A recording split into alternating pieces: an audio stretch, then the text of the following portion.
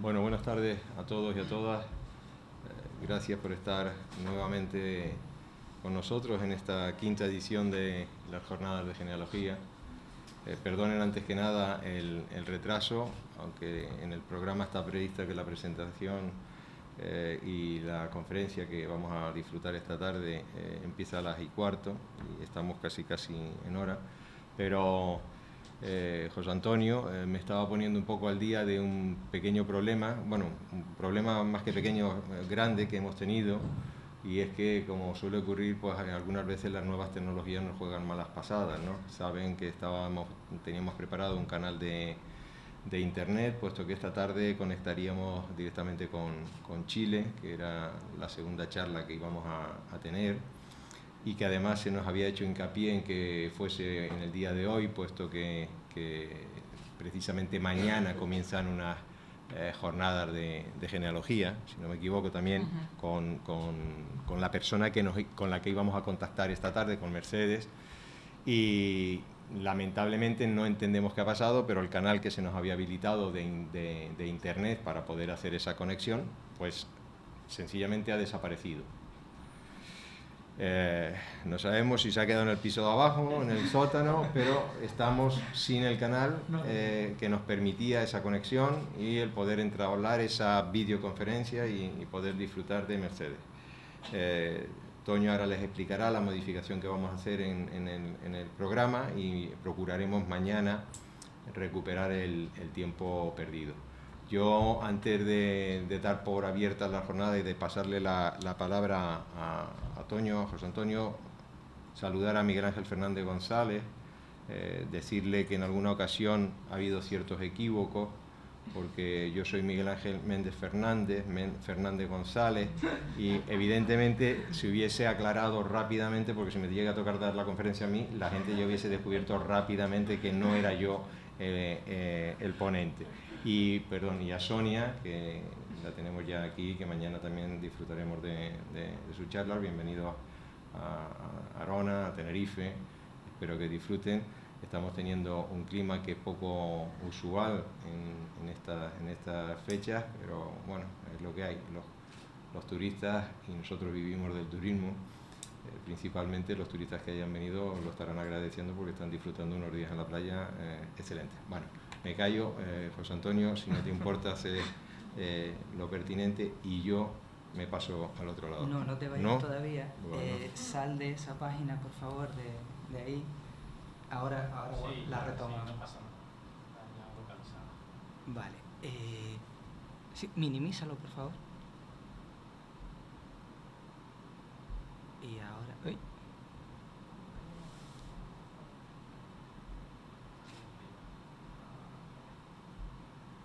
Vale. Ahora te pido hacer... Antes de que te vayas, sí, te pido hacer una... Bueno, ya que estamos casi... Bueno, buenas tardes a todos y nada, yo quería, como hago cada año, dar las gracias antes de nada a nuestro concejal de Cultura. Bueno, ya se está convirtiendo en una tradición esto de dar las gracias, y yo quiero que siga siendo una tradición porque realmente la organización de estas jornadas es magnífica. Aunque tengamos este problema ahora, pues bueno, detrás de esto hay muchísima gente. Mercedes se pasa los días aquí trabajando en esto, Berti, que ahora no está por aquí, exactamente lo mismo, y bueno, la organización es muy buena y la acogida que nos dispensan exactamente lo mismo. Por tanto, creo que un pequeño borrón no hace pero nada en absoluto. Es más, la gente que viene suele repetir y los amigos que nos han visitado, pues este año, cumpliendo una fecha tan especial para nosotros como es este quinto aniversario, nos han enviado unos vídeos de algunos de esos compañeros que han participado pues vía videoconferencia o bien incluso aquí, y queríamos un poco mostrarles eso antes de empezar. De todas maneras, sí que me gustaría antes de eso decir que bueno, que las redes sociales han funcionado muchísimo, incluso el tuiteo y el retuiteo también hemos entrado por ahí y se han difundido muchísimo las jornadas. La verdad es que a pesar de que eso se haya hecho, seguiremos trabajando para mejorar día a día lo que pongamos por ahí. Con respecto al programa que decía el señor concejal, pues lo habíamos dividido de una forma un poco a petición de los conferenciantes, pero a petición de los conferenciantes quedó, digamos que la parte nacional o internacional en las 3 primeras conferencias y la parte local en las 3 últimas. Bien,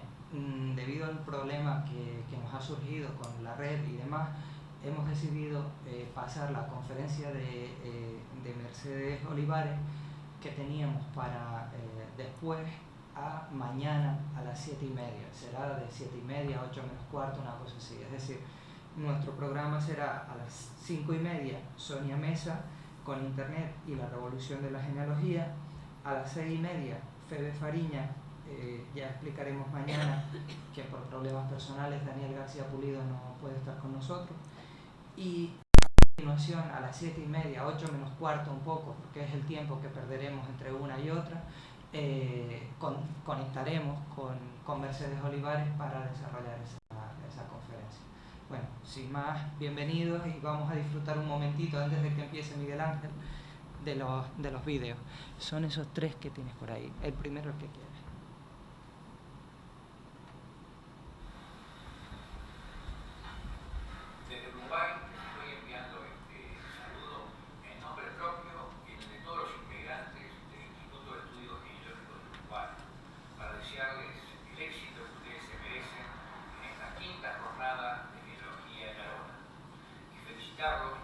Por la labor que vienen desarrollando de la Fundación de la Sociedad de Estudios Genealógicos y Heráldicos de Canarias.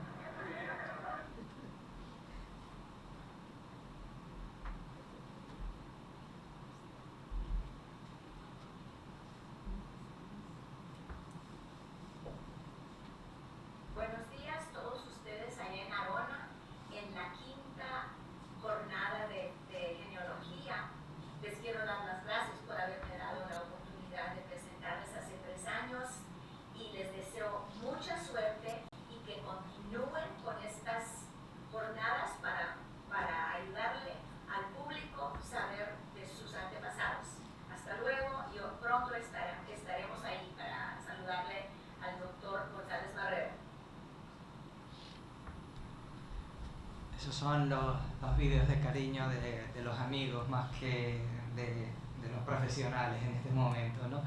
Bueno, pues eso era un poco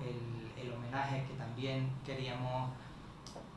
hacer al concejal por haber tenido a toda esa gente aquí en la distancia y presencialmente, ¿no? Sin más, ya te puedes ir. Gracias.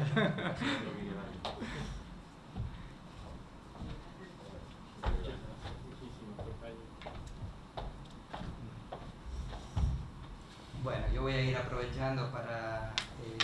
decir algo de lo que no tenía preparado y demás, porque el día ha sido un poco complicado. Bueno, Miguel Ángel Fernández, vamos a dejarlo ahí para no evitar. Es un compañero genealogista cubano, de origen cubano, vive en Madrid y la verdad es que entre las cosas que más me llaman la atención de lo que Miguel Ángel ha podido hacer es la digitalización de distintos archivos de la Iglesia, algo que me parece fantástico y por lo que estamos luchando muchísimos genealogistas en cualquier sitio, ¿no? Pero realmente me parece fabuloso que haya logrado digitalizar archivos en Cuba y que haya logrado digitalizar archivos en Galicia, ¿no? Miguel Ángel es socio fundador de ISPAGEN, de la Asociación de Genealogía Hispana, y además es profesor de la Escuela Marqués de Avilés, donde imparte pues, una de sus especialidades, la heráldica eclesiástica, y es de eso precisamente de lo que nos va a hablar hoy aquí. El título de su conferencia es Heráldica eclesiástica, ciencia o arte. La verdad que fue muy curioso cómo decidimos, ¿no? El título de la conferencia. Hablábamos por primera vez por teléfono, lo cuento porque fue muy curioso, y empezábamos a plantear posibilidades. Y se nos ocurrió así, dijimos, bueno, anótalo, porque es muy bueno. Y así se quedó, o sea que nada. Sobre todo muy sintético. Sí. Bueno, bienvenido hasta tu casa y dispones de tu tiempo. Muchas gracias, Toño. Bueno, creo que dispongo de doble tiempo, porque si la audiencia no se aburre, podremos estar aquí hasta la hora que diga. Es para mí, primero que nada, un placer y al mismo tiempo un gran privilegio volver a pisar Tenerife. Hacía 13 años que no venía por aquí y esta vez no he venido como un turista, he venido pues invitado por la Concejalía de Cultura del Ayuntamiento por estos encuentros que van por su 5ª edición, o sea, ya tienen su año de graduación universitaria, o sea, sus 5 años ya terminados, cuando terminen estas jornadas pasado mañana, y Dios mediante yo creo que es un anticipo de futuro, porque el impulso que se le pueda dar a todo lo que es la genealogía y la historia familiar es sencillamente el conocimiento de la historia local, es sencillamente el conocimiento de lo que todos y cada uno de quienes tienen en este ayuntamiento sureño de Tenerife una parte enraizada con la tierra a través de las generaciones de sangre que han ido pasando por estas nobles tierras, y que en los casos que han emigrado, como lo que nos iba a hablar o nos hablará mañana Mercedes, o en los casos de otros muchos. Yo también soy tataranieto de canarios, todavía esa rama de la genealogía no sé de dónde es, porque para los que investigáis genealogía sabéis que muchas veces los escribanos del tiempo, en este caso los párrocos, eran muy caprichosos, y bueno, caprichosos, la usanza de los tiempos, como mismo hoy en día le pueden decir a alguien, ¿de dónde eres? De la península. Pues soy de Castilla y León. No, casi nada, 8 provincias. Entonces, de Andalucía, pues lo mismo. Entonces, pues aquí pasa lo mismo. Antes que en Cuba, pues estamos hablando del siglo XIX, cuando comenzó la primera oleada grande de migración allí desde las islas. Las había habido a lo largo de toda la época de la colonización española, pero en esa época fundamental del XIX, que se asentaron colonias enteras de canarios en las islas del Caribe, en Cuba, en Puerto Rico, las últimas reductos que quedaban de lo que había sido el gran imperio colonial español en América, y decían a la hora de bautizar uno de sus hijos natural de Islas Canarias, y ahí se quedaba todo, o sea, de cuál de las 7 islas, de cuál de las 2 provincias, de cuál de las 2 diócesis son, para poder dirigirse a los archivos que corresponde a buscar las raíces.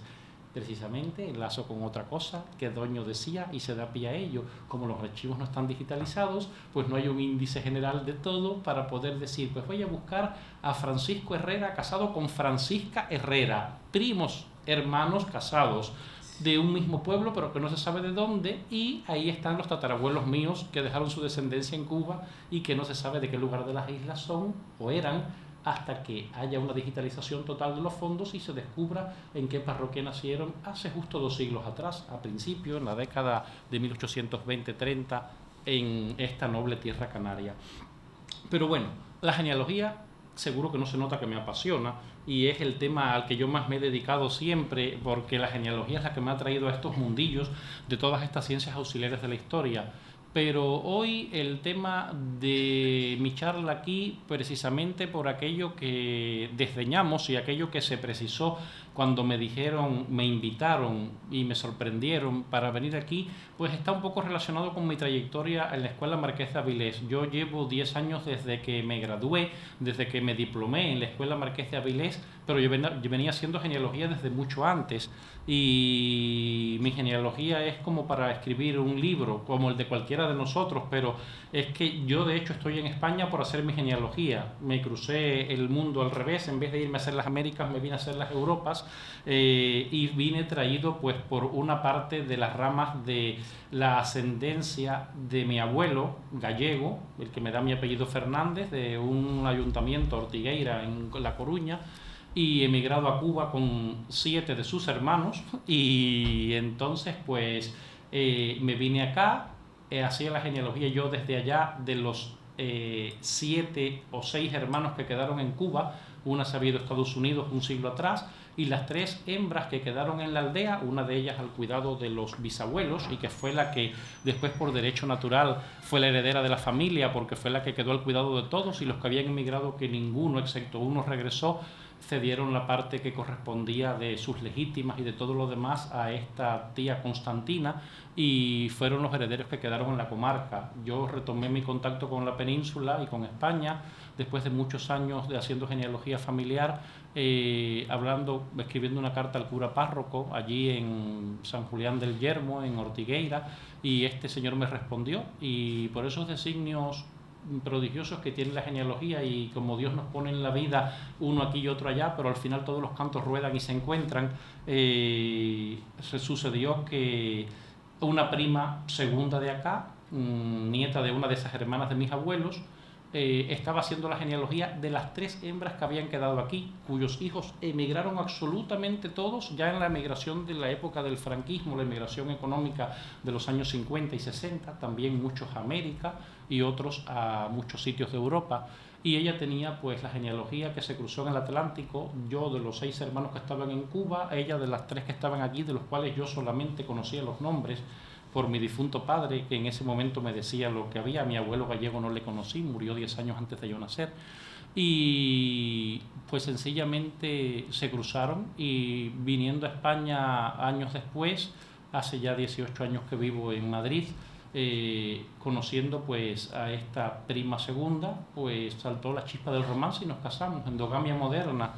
Y hoy en día pues eso, somos una familia que no tenemos descendencia, pero la descendencia que pensamos dejar a todos en nuestro entorno familiar y en nuestro entorno pues académico, social y todo lo demás, es aquello poquito que podemos aportar en este mundo de la investigación de nuestras propias raíces. Y en ello estoy dispuesto a compartir con cualquiera de vosotros. Al final, cuando mismo me hagáis preguntas sobre lo que hablemos hoy, o sobre cualquiera de estas cosas que no trataremos, pero que ya es una larga introducción sobre genealogía familiar, vais a ver en la última de las diapositivas, una muy parecida a esta, de mi correo electrónico. Lo podéis anotar con total libertad, lo pongo como un dato público para que preguntas que queden sobre la palestra, dudas que surjan después que consultemos con la almohada o hablando con otro amigo de cosas que se hablaron hoy aquí y que nos puedan refrescar a nosotros ideas para retomar, con total libertad a escribir a ese correo electrónico. Lo digo ahora, aunque es la última diapositiva, porque después en el final, cuando se dé el carpetazo, el talonazo, el cierre ya de todo, no estaré diciendo que anoten la dirección, pero estará ahí un rato puesta y la podéis copiar con total libertad.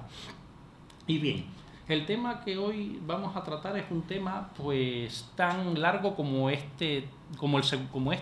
estamos en el tercer milenio de la era cristiana, como el segundo milenio que concluimos en el año 2000 con aquello del efecto que si se colapsan los ordenadores y todo lo demás, cuando cerramos pues todo el milenio que fue desde el año 1001 hasta el año 2000 en que se cerró toda esos largos 10 siglos en que la humanidad involucionó en muchas cosas muchísimos, pero evolucionó también hasta el punto del cual somos herederos nosotros hoy. Y una de las cosas que en la historia, desde que cualquiera de vosotros, los que estáis aquí, erais pequeños, vais a recordar, aunque os gustara más o menos, algo que cuando éramos niños a casi todos nos llamaba mucho la atención, y a los varones quizás más que a las chicas, pero sé que a las chicas también por lo vistoso y los colorines que tenían, y eran los escuditos, aquellos que venían en los libros y aquellas cosas que venían de caballeros medievales con sus mallas y con sus torneos y con todas aquellas yelmos y escudos donde dibujaban pues muchos signos de identidad de las familias y de las dinastías a las que representaban, reinos incluso y imperios. En este caso, la heráldica pues fue una ciencia que apareció en un momento de la historia y según la documentación que vamos a ver de muchos siglos atrás, hay constancia por los documentos que han quedado para precisamente enraizarnos con la historia y saber en qué momento histórico comenzó a aparecer el arte o la ciencia heráldica, la ciencia del blasón, como signo de identificación de ámbito militar, ámbito caballeresco, en las sociedades feudales y que corresponden pues a los últimos años, quizás el último tercio del siglo XII. Hay algunos signos y algunos heraldistas que se empeñan en adelantarlo un siglo, al siglo XI, pero en los años 1000, 0, algo, no hay constancia del uso de escudos en documentos que hay, no muchos, pero hay bastantes a lo largo de toda Europa, que es el continente natural por la cultura avanzada ya que tenía en este sentido, donde aparecen los signos de identificación heráldica. Esta imagen que tenéis aquí vosotros ahora tiene pues una composición pues de estas que se van tomando entre las muchas que los libros nos ofrecen de elementos heráldicos que vienen pues de más de medio milenio atrás, perdón. En la primera, la cartela esta que vemos aquí, que es un dibujo así policrómico, muy bonito, muy llamativo, que describió en su momento Ulrich von Riefenstahl, un cronista alemán que hubo, pues vivió a finales del siglo XIV y hasta la primera mitad del siglo XV, y describió el concilio de Constanza, uno de los últimos concilios ecuménicos que hubo en la época en que estaba la Iglesia Católica en plena crisis. No había sucedido todavía lo que sucedería un siglo después con la división de la Iglesia, con la Reforma Protestante. Pero en estos momentos había el famoso cisma de Occidente, había pues un papa, uno que era español, el Papa Luna, encerrado en su castillo de Peñíscola, había venido desde Aviñón, donde los papas habían estado por los últimos 100 años, y había otro papa en Pisa, y había otro papa en Roma, y ¿quién era el papa verdadero? Pues los que no lo fueron, los que la Iglesia en los concilios destituyó o renunciaron ellos por motu propio, se les conoce como el nombre de antipapas, lo veremos más adelante, pero los papas de la época el Papa de esta época del Concilio de Constanza, que como veis ahí transcurrió entre 1414 y 1418, acabó con este cisma de Occidente. Y una cosa curiosa, ya, porque si nos ponemos a enrollarnos con la historia podemos estar aquí hasta que se termine el evento el sábado sin parar, hasta quedarnos sin voz, es esta imagen que hay aquí. Veis que hay muchos caballeros, personas de diferente clase social, que van en este caso todos en cabalgadura. Y veis que todos van astados, algunos llevan ciriales, o sea, unos cirios procesionales, o sea, como los mismos que se ven hoy en día en las iglesias, la masa que contiene pues la base del palmitato, del cirio, y en otros casos son lanzas en alto, y en otros casos vemos los capelos. Los capelos eran estos grandes sombreros, estilo sombrilla, que usaban pues los párrocos de los pueblos y los prelados, o sea, los obispos y los abades, precisamente cuando en la época en que el que tenía un caballo era un privilegiado, y se andaba por los caminos estos pues a pie por el mundo, y cuando había pues que ir a ver a los enfermos de casa en casa en una aldea o en un pueblo, pues en la época en que no existían paraguas, estos eran los que hacían las veces de estos grandes capelos que se usaban pues desde la época romana y que fueron derivando en esto, y que hoy en día solamente los vemos como su uso eclesiástico, ya desaparecido hace prácticamente un siglo. También vemos a la imagen de la izquierda de estas dos del libro del Concilium de Constance, este umbelino, o sea, esta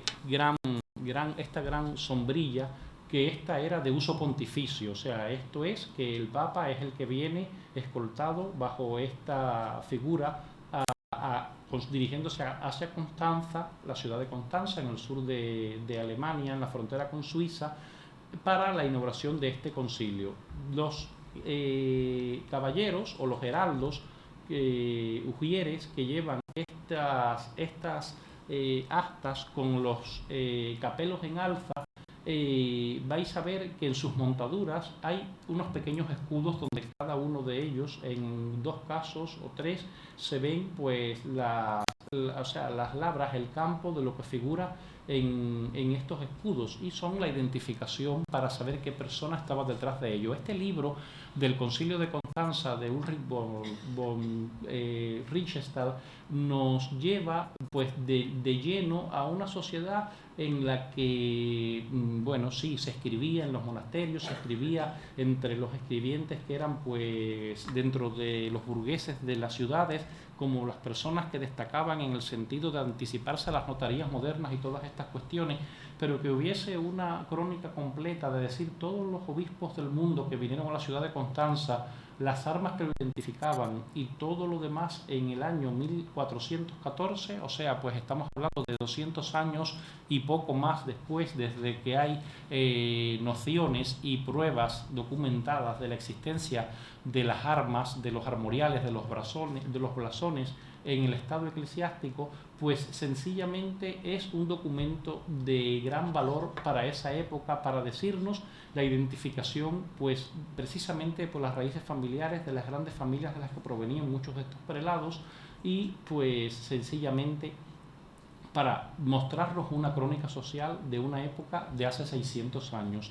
Este libro, pues en las bibliotecas grandes en Madrid yo lo he podido consultar, unas copias facsimilares preciosas que lo tienen en las salas de incunables, y en este ejemplar que se me ocurrió poner eso ahí, por si alguno de vosotros está interesado en el tema y quiere pujar, lo venden en Christie's y tiene un precio de salida de unos 25.000 libras esterlinas o algo así, este librito en las ventas que hace esta sociedad londinense para subastar entre aquellos que quieren coleccionar este tipo de tesoros en su casa. Mejor es verlo en una biblioteca, de eso estoy convencidísimo. Y lo que tenemos en los extremos son pues 2 vidrieras, de las vidrieras típicas que vemos en las grandes catedrales, y esta está pues en una catedral que es la primada del Reino de España, la Catedral de Toledo, y está en la sala que le llaman de los obispos, o sea, la sala capitular de los obispos. A la izquierda de la catedral encontramos estas imágenes en estas vidrieras que son muy bonitas y que forman parte de 4, pero quise coger estas 2 porque también resumen un periodo pues bastante cercano al que habíamos visto antes con von Richthofen, y en este caso son pues composiciones hechas años más tarde en la Catedral de Toledo para homenajear, para dejar constancia de 2 figuras fundamentales que fueron obispos y cardenales primados de España, arzobispos, en las figuras del cardenal Mendoza y el cardenal Cisneros, como se le conoce con sus nombres, o mejor dicho, con apellidos abreviados, de 2 familias muy poderosas de la época, sobre todo Mendoza. Estos escudos, estas figuras donde ven el obispo con todas sus capas y con todos sus báculos, mitras y todo lo demás, vienen precedidas al pie por los escudos de las familias. El Ave María que identifica a la familia de los Hurtados de Mendoza, de la cual desciende el cardenal González de Mendoza, y el jaquelado, o sea, el ajedrezado del cardenal Cisneros, que lo vemos también a nuestra derecha. Son imágenes que a través de estas composiciones de los escudos nos dan la impronta de con la historia que miramos de esa época y de saber pues las raíces familiares y el entorno del cual provenían cada uno de estos prelados que ocuparon grandes puestos o sedes más pequeñas en lo que era esta España que venía pues saliendo del adormecimiento del tardomedievalismo, feudalismo, y en la época ya dando al traste con la época pues medieval, entrando de hecho ya en la época moderna con la consolidación del Reino de España como nación a través de las diferentes uniones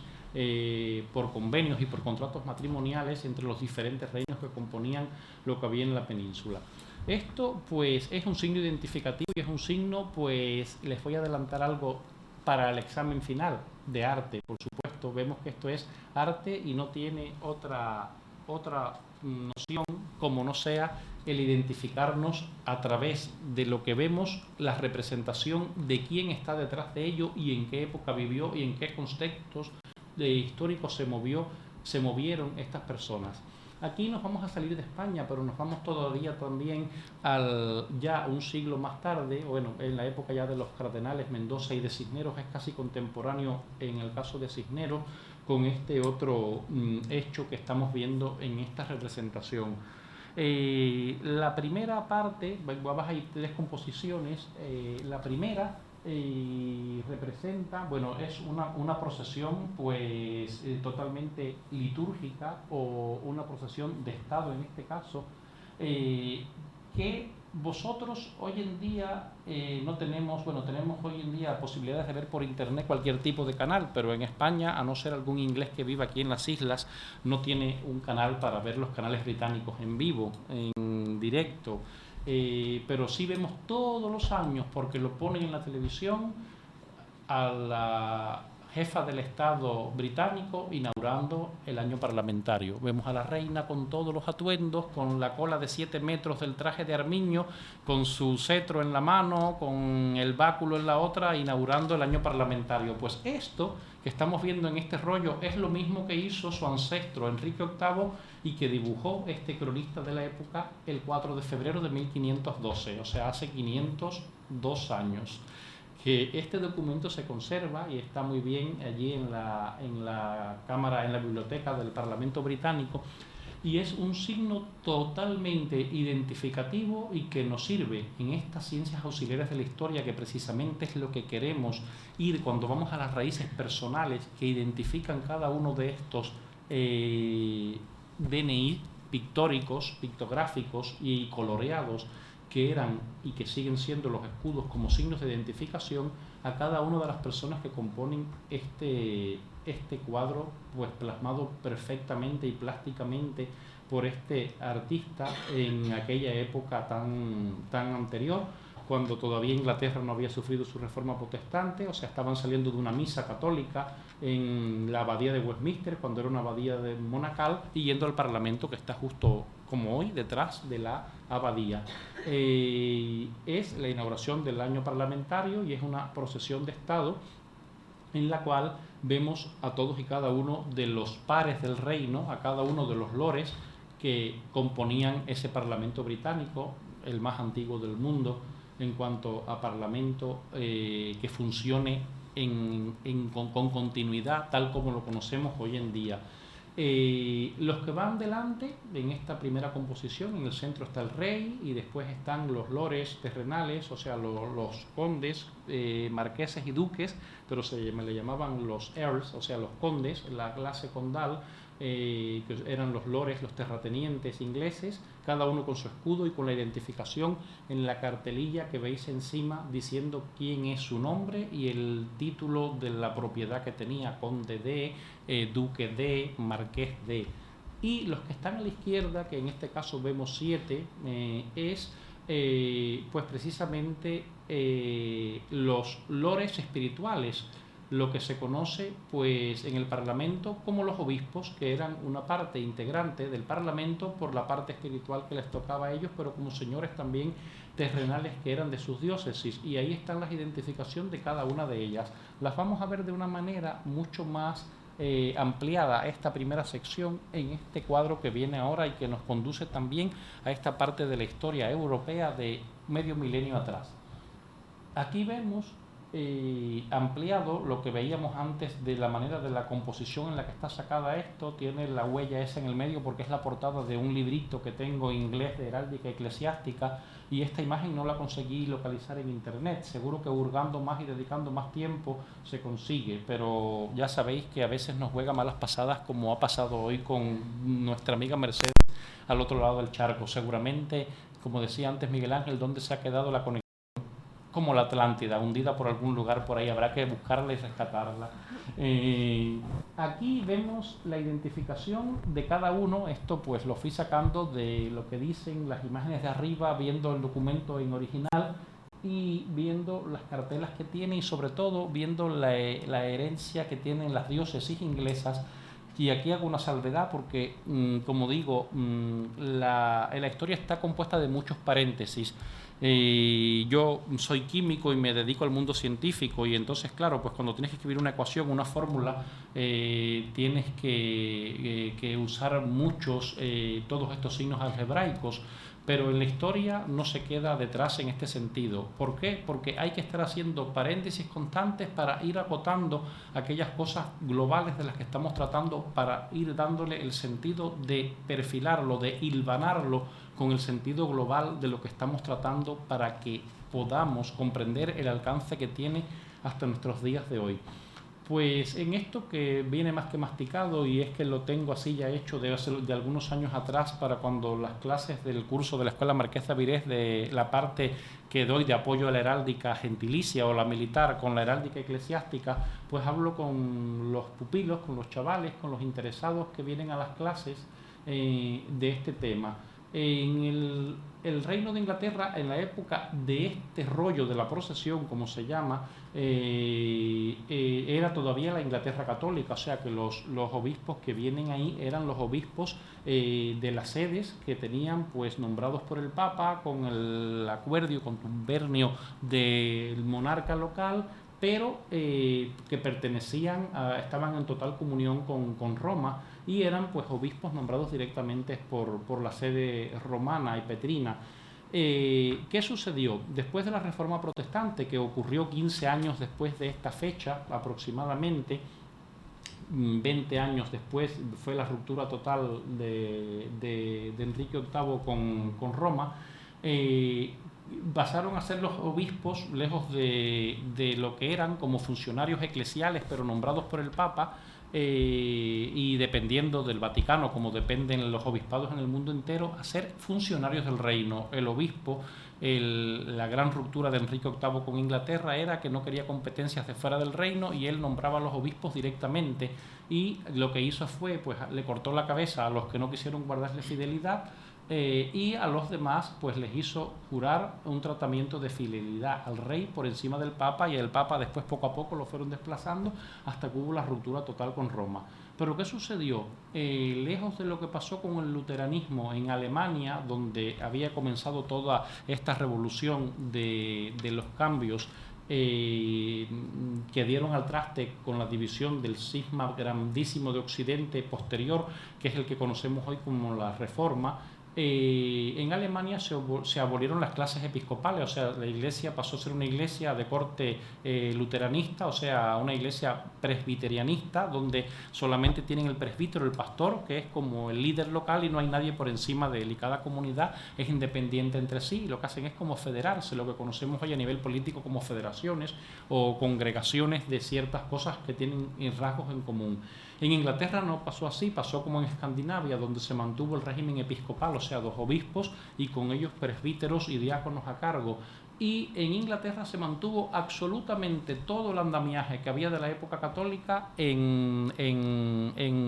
pie totalmente, y es lo que conocemos hoy como la Church of England, o sea, la iglesia anglicana, dividida en diferentes clases, altas, bajas y medias, pero con toda la herencia de aquella época. ¿Qué sucede aquí? Que esta curiosidad que vais a ver en los escudos, los vais a ver todos que son escudos partidos. Un escudo partido es un escudo que está partido, como bien dice, en 2, y vamos a ver una izquierda y una derecha del escudo. En heráldica, lo que nosotros vemos a nuestra izquierda es la derecha, y lo que nosotros vemos a la derecha es la izquierda. ¿Por qué? Porque cuando nosotros vemos un escudo lo estamos viendo como si estuviéramos viendo un espejo. La persona que lo lleva, esta es su derecha, y esto es lo que nosotros estamos viendo con nuestros ojos de allá enfrente como izquierda. Y esta es la izquierda de la persona, y ustedes desde ahí están viendo esta parte de aquí como la derecha. Entonces, por eso hay que tenerlo en cuenta a la hora de tratar heráldicamente una figura. La partición izquierda o derecha, pues es una cosa muy común y que se ha mantenido como la tradición que había de la Iglesia Católica en Inglaterra, la época en que estaba la Iglesia, como digo, en comunión con Roma, y los días de hoy aún en la Iglesia Anglicana, la Church of England. Viene cada uno de los escudos partidos, pues una mitad, la que nosotros vemos a nuestra izquierda, la derecha del escudo, es las armas, el blasón, los armoriales de la diócesis, o sea, son invariables, eran así en esa época y así continuaron siendo después de la Reforma Protestante hasta los días de hoy. Eran las armas que tenían, o sea, como identificación de la diócesis históricamente continuó así. Y lo que vemos en la otra partición son las armas personales del obispo. Y esas, por supuesto, cambian cada vez que un obispo es o cambiado de una sede a la otra, o que renuncia, o que muere. Entonces, el que viene trae sus armas familiares o las armas de composición que quiera escoger a la hora de ser nombrado prelado de la Iglesia, tanto en la época católica como en la época anglicana de Inglaterra. Entonces, en este sentido, nosotros vamos a ver una cosa muy curiosa,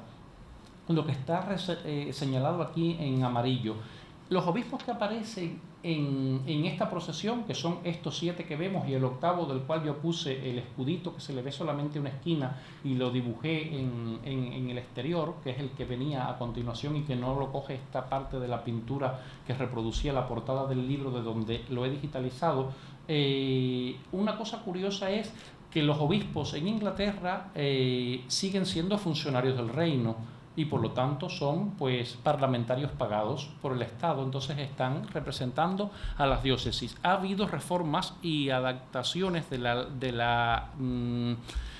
sociedad inglesa, y lo que ha sucedido que la Cámara de los Lores, al crearse posteriormente la Cámara de los Comunes, que es la que se saca por elecciones directas de circunscripciones electorales en el país, disminución del número de representantes que hay en cada cámara. Entonces, antes eran miembros de los lores espirituales, los señores que tenían pues a cargo lo que era el pastoreo espiritual de sus fieles, se redujo en representación. No son todos los obispos del país los que forman parte de la Cámara Alta del Parlamento, sino parte de ellos. En Inglaterra, desde la época católica y que permaneció con el anglicanismo, habían pues 44 sedes y han permanecido inalterables en todo este tiempo. Después se han creado, después de la restitución del catolicismo en Inglaterra, pero eso se da en las clases, no se puede tratar en una charla, tratar de ello porque sería imposible. Nuevas sedes que son totalmente ciudades diferentes que no tenían herencia, que en un tiempo fue católica y después continuaron siendo anglicanas, sino ciudades que han ido creciendo nuevos y son las sedes actuales de lo que es la Iglesia Católica en Inglaterra. Y casi siempre los escudos actuales que tienen estas componentes de lo que es la Iglesia Católica buscan algo en común de lo que en el territorio de la sede donde están tienen con las raíces de las diócesis que habían anteriormente. Entonces, muchas de las particiones que nosotros vemos aquí en estos escudos, donde vemos pues llaves, las llaves petrinas, donde vemos cruces, donde vemos cruces a espadas, donde vemos pues más llaves, donde vemos coronas, donde vemos flores, o sea, hay diferentes signos y atribuciones heráldicas, armas papales. Esos continúan inalterables como identificación de las diócesis, pero hoy en día, aunque los obispos ingleses ya no son todos partes del Parlamento, ahí resalté en amarillo los que cuando hice esta composición, quizás hace 3-4 años atrás, de estos 8 que en ese momento del año 1512 eran miembros del Parlamento, ahora el obispo de Rochester y el obispo de Exeter eran miembros del Parlamento en el momento en que hice esta composición, quizás hace 3 o 4 años atrás, porque cada vez que hay elecciones, pues se eligen y se renuevan, unos obispos salen y otros entran como representación de esta Cámara de los Lores, de la parte que es pues la vida espiritual del país en la representación de esto. El Parlamento más antiguo del mundo, el Parlamento de la sociedad democrática, como se dice, de definición para Occidente, porque incluso los franceses, después de la Revolución, de dar al traste con el feudalismo y con la monarquía, copiaron mucho de lo que eran los parlamentos, la clase parlamentaria inglesa, que siempre ha sido muy monárquica y que así continúa siendo hasta los días de hoy, tomaron un ejemplo, pero en ningún parlamento de lo que nosotros conocemos en Europa, excepto los países escandinavos, donde el luteranismo es religión de Estado, y en Inglaterra, donde el anglicanismo es religión de Estado, forman los obispos partes del Parlamento, como que se nos ocurra decir aquí en España que un obispo fuera parte del Parlamento, como fueron hasta hace, pues, hasta la época del último de los reyes, antes de la Segunda República de Alfonso XIII, que había algún obispo que era elegido por las elecciones que se hacían en la época de las alternancias entre conservadores y liberales en el siglo XIX, como parte del Parlamento español. Pero bueno, esta herencia inglesa, y en este sentido sabemos que los ingleses en raigambre no hay quien les gane, y en el sentido de conservar las tradiciones no hay quien se les ponga delante, porque las tienen bien conservadas y sobre todo escritas, que se pueden consultar década por década, siglo por siglo, y así llegan hasta los días de hoy. Esto es una herencia que tenemos en toda Europa, que vale la pena ver y hablar de ella y detenernos tanto en ello, porque son parte fundamental de lo que es el comienzo del declive de la heráldica, como viene después como signo de identificación en los siglos que vienen después del 1512, ya cuando entramos directamente en el siglo de oro español y en todas estas épocas que vienen después. Todo esto que vamos a ver en las diapositivas que quedan de ahora en adelante y de lo que vamos a hablar pues más concisamente es obra de un gran maestro. Dicen que todos los que aprendemos una materia siempre hemos tenido un maestro, como fue el que nos enseñó en la universidad pues diseño estadístico o dibujo técnico o diseño industrial o diseño de experimentos. En este caso, la heráldica eclesiástica ha tenido un gran exponente en este siglo que acaba de terminar, y fue Monseñor Bruno Bernhard Heim. Este señor suizo, o arzobispo de la Iglesia y diplomático, un doctor en Derecho Canónico y que vivió hasta hace muy poco tiempo, hasta hace 11 años que falleció,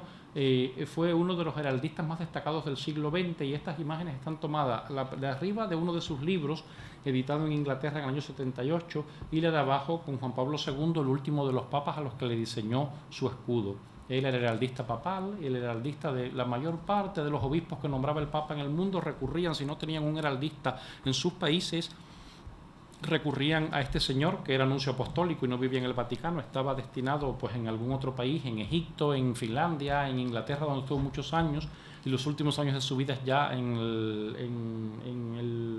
el servicio pues de la curia romana, pues se dedicó a hacer miles de escudos heráldicos a lo largo de su vida. pero no fue solamente que los dibujaba y los hacía bien, sino que tenía un gusto y una estética y unas nociones de lo que es la ciencia heráldica, la ciencia del blasón, como habían conocido los medievalistas más fundamentales y como lo habían transmitido, y él lo pasaba a lo que era el campo del mundo eclesiástico en el cual se desenvolvía y del cual forma parte. Ahí viene un resumen varios de él, y él en las páginas que busquemos en internet sobre Monseñor Jaime vamos a encontrar muchísimas alusiones a su persona, pero vamos a encontrar muchas cosas en montones de lenguas, pero en castellano prácticamente nada. De hecho, preparando yo esta charla que me emplumó Toño meses atrás, me tropecé que para si alguien de aquí está interesado en el tema y quisiera buscarlo, tenía yo en mente de esas cosas que se anotan por ahí, a ver cuándo la hago, cuando tenga tiempo, cuando deje de estar suscrito a las listas